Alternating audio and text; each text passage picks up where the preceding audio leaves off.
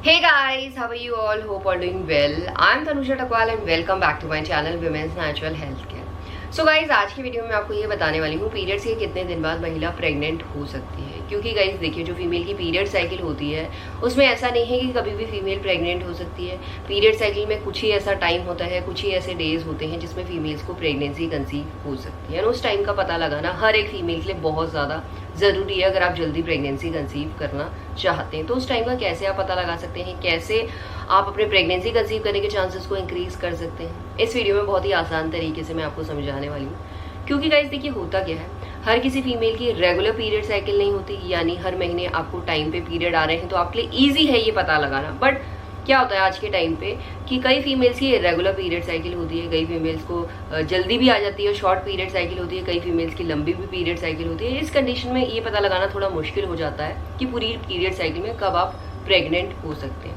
तो गाइज यहाँ पे आपको चिंता नहीं करनी है, क्योंकि इस वीडियो में बहुत ही आसान तरीके से इस कंडीशन में आपको क्या करना चाहिए, कैसे आप अपने बेस्ट डेज का पता लगा सकते हैं पीरियड के बाद, वो मैं बताने वाली हूँ। तो उसके लिए इस वीडियो को ज़रूर देखिएगा गाइज। एंड अगर आपको पसंद आता है तो प्लीज़ लाइक भी कीजिए, चैनल को सब्सक्राइब कर दें, साथ में बेल आइकन को प्रेस कर दें, ताकि जो भी मैं वीडियोस बनाती हूँ उनके अपडेट्स आप लोगों तक सबसे पहले पहुँच सकें। तो गाइज देखिए, इसके लिए सबसे पहले आपको अपनी पीरियड साइकिल लेंथ को पता करना बहुत ज़्यादा ज़रूरी है हर एक फीमेल के। अगर आपकी पीरियड साइकिल लेंथ एक दिन भी ऊपर नीचे होती है तो ये पता करना आपके लिए मुश्किल हो जाएगा कि कब आपका बेस्ट टाइम है प्रेगनेंसी कंसीव करने का। उसके लिए पीरियड साइकिल लेंथ को सही तरीके से कैलकुलेट करना बहुत ज़्यादा ज़रूरी है। फॉर एग्जाम्पल मैं आपको समझाती हूँ किस तरीके से पीरियड साइकिल लेंथ को कैलकुलेट किया जाता है। देखिए गाइस, एक फीमेल है, उनको अगर 1 जनवरी को पीरियड आया है जो 5 जनवरी तक चलता है, यानी 5 दिन पीरियड की ब्लीडिंग चलती है, एंड जो नेक्स्ट पीरियड है वो उन्हें 29 जनवरी को आता है। यानी जो ये फीमेल है, इनकी जो पीरियड साइकिल है वो 28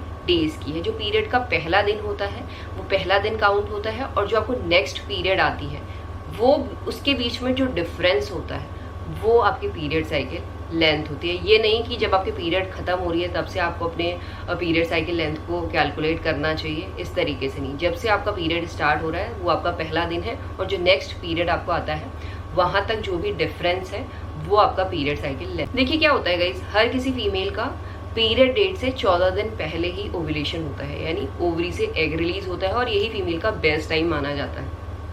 तो रेगुलर पीरियड साइकिल की कंडीशन में तो आपको क्या करना है, 28 में से अगर 14 को माइनस करते हैं तो 14 आ जाता है।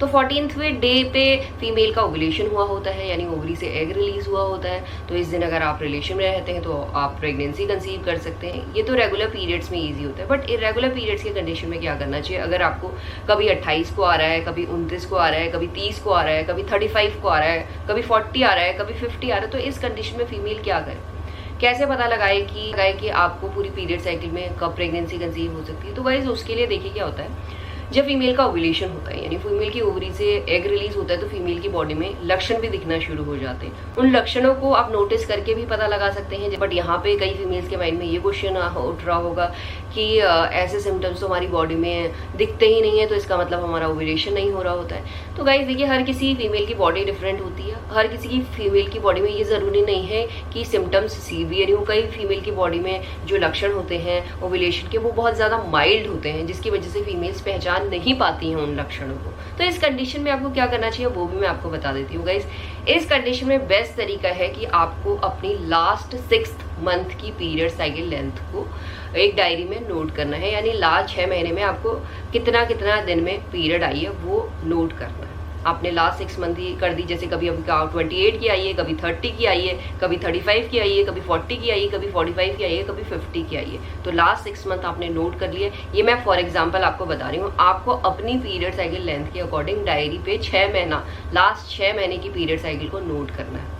तो गाइज ये आपने लास्ट 6 महीने की नोट कर ली। तो क्या कीजिए, अब जो सबसे कम दिन में आपको पीरियड्स आए हैं, एक आपको वो पीरियड साइकिल लेंथ लेनी है, और एक पीरियड साइकिल लेंथ वो लेनी है तो सबसे लंबे टाइम पे पीरियड्स आए हैं। तो एक छोटी पीरियड साइकिल लेंथ लेनी है और एक बड़ी पीरियड साइकिल लेंथ लेनी है पूरी 6 महीने की। तो फॉर एग्जाम्पल अगर 28 दिन में आपको सबसे कम टाइम में पीरियड्स आया है और 50 दिन में आपको सबसे लंबे टाइम में पीरियड्स आया है, तो इस कंडीशन में क्या करना चाहिए, देखिए 28 में से आपको 14 को माइनस करना है, क्योंकि 14 में से इसलिए माइनस करना है क्योंकि हर किसी फीमेल का ओव्यूलेशन पीरियड डेट से 14 डे पहले ही हुआ होता है, ये आप समझ गए होंगे। तो 28 में से अगर 14 को माइनस करते हैं तो 14 आएगा।